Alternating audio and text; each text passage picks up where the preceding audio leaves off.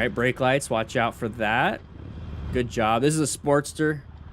I love the look of this Sportster. So clean. So this is kind of scary because you're on the interstate and it's very packed. It's very, very, very packed. All right, watch out. You have an open space in front of you. Got brake lights. Good job. He checked his mirrors. That's what it looks like when you check mirrors with me. There it is. Good head check. Moved out of the way. There it is. This is gonna be the scary thing right here. So you have brake lights. You can't see very far. So when you can't see very far, the line of sight is gonna be the biggest problem right here. So we have two kind of close calls. So this is the line of sight problem. What I mean by that is that this is as far as you can see. This is also as far as you can stop. So hopefully this person doesn't just slam the brakes. You can actually see a little bit further and see a little bit further. And that's where you should be. Okay, so be off to the sides, guys. I don't like seeing people staying right behind other vehicles. And that's typically what you do when you're in a car. But here's the thing. If anybody rear ends you, you don't have that crumple zone like a car. So that means I'm constantly moving. Driving, I'm defensive because you know what? I have airbags, seat belts, crumple zones. All you have to do is remember when you're planning, you're positioning yourself for safety. So just kind of move over to the right or move over to the left just a little bit so you can see. That's all you have to do. Remember, you're constantly moving back and forth, back and forth.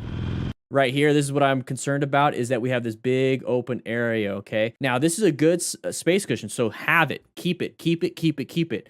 Now, here's the thing, though. If you keep a space cushion like that, you have people that want to come in there and possibly take your space cushion, and that's perfectly fine. Roll off that throttle so that you remove yourself from that situation and you increase your own space cushion once again with somebody new. Now, if people just keep coming in and you're constantly having to do this, that's fine. Move over to another lane or something. Either way, you're going to keep a good space cushion so that you can slow down, stop, swerve, buy yourself some time.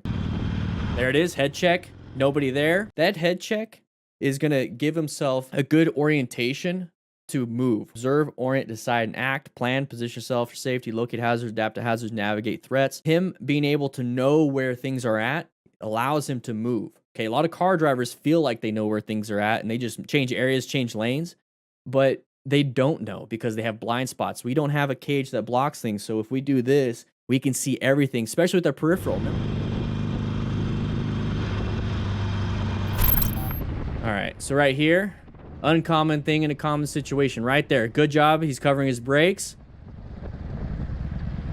Now, remember, these were all sent in to me. So if you want to submit your own videos, click the link in the chat. So right here, what I love doing is utilizing the GPS as a way to see which intersections are coming up. All right, so this is that uncommon thing in a common situation. You have this vehicle right here, the side of the vehicle. We talk about that all the time. He also has his hands on the front brake. He's starting to cover it right now. So that means he went into orange stage. Okay, orange stage, you're just covering those brakes, covering that clutch. You found a hazard, you found something, and you're going to do something about it soon, maybe, or maybe not. Okay, you don't have to go into red stage right now. What you're doing right now is adapting to a hazard that you located.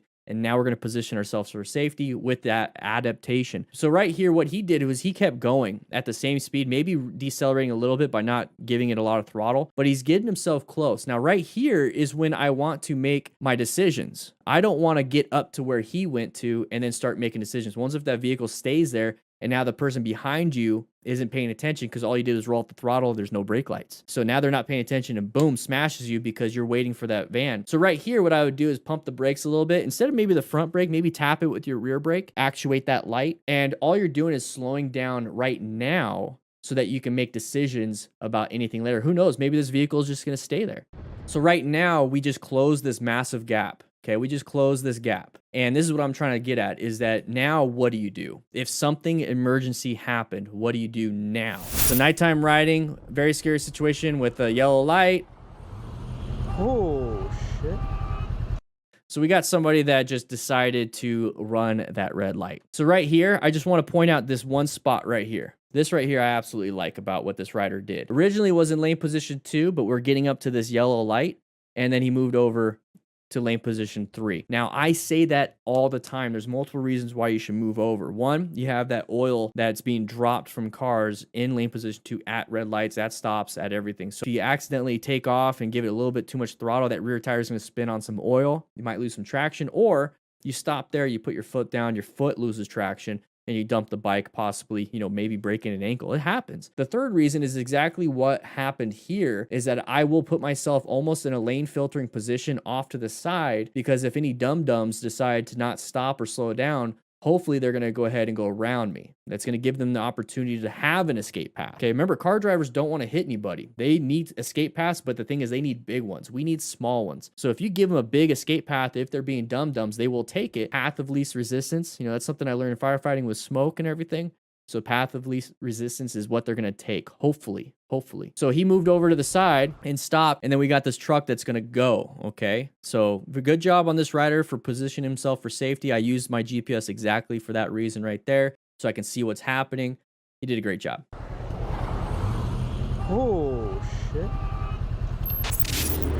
All right, going around a blind corner, can't see. He's slowing down, good, 40 instead of 60 again. There it is, right there. Yep. Good swerve, baby.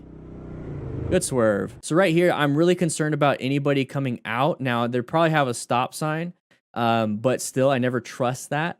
Remember, line of sight, this is as far as we can see. We can't see past this wall, so if anybody's going like that, got to be very careful with that. So in that situation, what do? Well, we're still straight. We can apply the brakes and do some emergency braking in a red stage maneuver. So that's the situation I deal with right there.